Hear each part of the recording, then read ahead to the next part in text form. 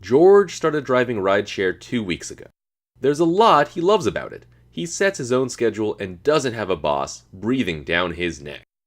Unlike his previous job, George isn't guaranteed a set wage for each hour he works. He's paid for each ride he completes.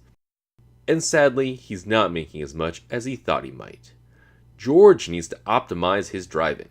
That means he needs to measure and improve what he does so he can get the most profit from his time on the road. Because George doesn't get paid when he's driving empty.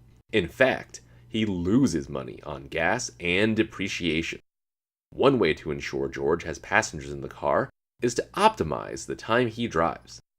But first, it's important for George to understand that his pay for each ride is a combination of the time it takes and the distance he covers. Of the two, distance is a bigger part of pay.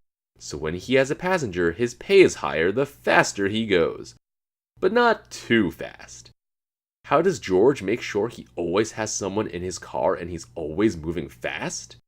Rideshare platforms might tell George that there are a lot of people asking for rides. They might even offer him extra money to drive at those times. But that doesn't always mean that George will be able to make a lot of money. That's because there could be a lot of congestion that makes it hard to move through traffic quickly. George tried driving different times, but found his earnings varied so much day to day that it was hard to find out what was working. What would help George is if he could get a leg up and find out when other drivers were actually making money.